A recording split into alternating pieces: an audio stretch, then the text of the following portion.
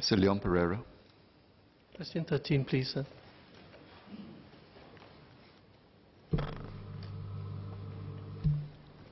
Mr. Speaker, the power failure that occurred on 26th of January at 1:30 p.m. affected about 27,000 consumers in Ang Mo Kio, Bishan, Sin Ming, Toa Payoh, and Thomson. Based on EMA's preliminary investigations, the disruption was likely due to an equipment fault at a substation at Bright Hill. The suspected cause is a faulty voltage transformer which started a fire in the substation. Immediately after the fire was detected, electrical protective devices were automatically activated to isolate the fault so that the downstream equipment would not be damaged. This resulted in the cut in power to the affected consumers. SP Power Grid, SPPG, the national grid operator, was able to restore supply to 80% of consumers within 30 minutes and fully restore power supply to the remaining 20% of consumers within 90 minutes. This is the first power failure incident involving a faulty voltage transformer in the past 5 years. Our power system remains one of the most reliable in the world. Over the past 6 years, Singapore's average annual disruption per consumer ranged from 12 seconds to 4.2 minutes, which includes the most recent incident. In comparison, major cities such as Osaka, New York, Hong Kong, and London experience an average disruption per consumer of between 5 minutes and 21 minutes in FY17. EMA will thoroughly investigate each incident and take appropriate regulatory action if necessary. SPPG has since adopted higher frequency of condition monitoring for the specific equipment that had failed and will prioritize the replacement of that particular component in future rounds of substation maintenance. SPPG has also set up an internal investigation committee to investigate this incident. In addition, SPPG has engaged the original equipment manufacturer's experts to review and advise if the failure was due to design, manufacturing, or material defects. SPPG has also engaged an independent expert, Chubu Electric from Japan, to review the findings and recommendations of the equipment manufacturer. EMA will continue to work closely with SPPG to ensure high standards of reliability for our power system. Mr. Leon Pereira.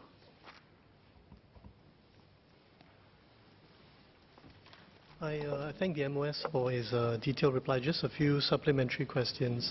Firstly, could the MOS share if the trend, such major blackouts, has been on the increase or decrease over the last 5 years or so? That's the first question. Secondly, based on analysis of recent incidents, does the government believe that there is any grounds to suppose that there are any systemic issues? If you look at the causes of recent incidents, systemic issues that need to be addressed, whether it's in terms of equipment maintenance or training of staff or any other issues. And this is, of course, bearing in mind that there was another, according to media reports, another major outage affecting some regions of Singapore in September last year. And I believe about 150,000 consumers were affected by that. And then thirdly, and lastly, is there a protocol that is agreed with the power suppliers for, when these kinds of disruptions happen, automatically or otherwise? There's a certain time period within which the power supply must be resumed, and is that something that is tested from time to time? Thank you. Mr. Speaker, as I said earlier in my reply, this is the very first incident in which a voltage transformer has failed in the past 5 years, so there is no trend relating to this particular component. Other incidents may have happened in the recent past, but this does not necessarily indicate a systemic issue because they pertain to either different parts of the system or actually could have been just due to human error. The previous incident, I have actually shared the findings in an earlier PQ reply, so I will not repeat it here.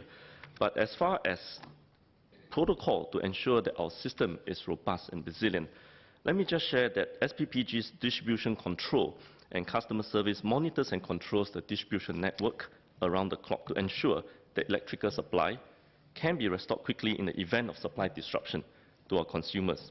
And supply could generally be restored typically within 3 hours by switching to an alternate feed or deployment of mobile generators. This is for the distribution network resilience. On preventive maintenance, SPPA practices a combination of both time-based and condition-based maintenance regimes. So that is the kind of SOP or protocol as you were asking about. And they carry out maintenance in accordance with the OEM, the original equipment manufacturer's recommendations, to ensure reliable operation of the equipment. Now, in addition to periodic maintenance, SPPA adopts a condition monitoring regime in sensing and tracking the health of the assets, which includes technologies to detect insulation deterioration, abnormal oil contents in our electricity cables and equipment, amongst others. This ensures that impending failures are promptly mitigated before it actually happens. But of course, as equipment gets replaced over time, new models come on, there could well be unknowns of whether the design itself, the material itself, could lead to future faults. So this is where we work closely with equipment manufacturers to see if the design or the material that they use for the manufacturing itself could have been a cause of it. And some of these investigations will require us working very closely with the stakeholders and may take some time before we detect them. Mr. Pereira. I thank the MOS for his reply. Just one last SQ, which is on the trend in such incidents of major blackouts. Has that been an increasing trend or decreasing trend or more or less stable in the last 5 years? Thank you.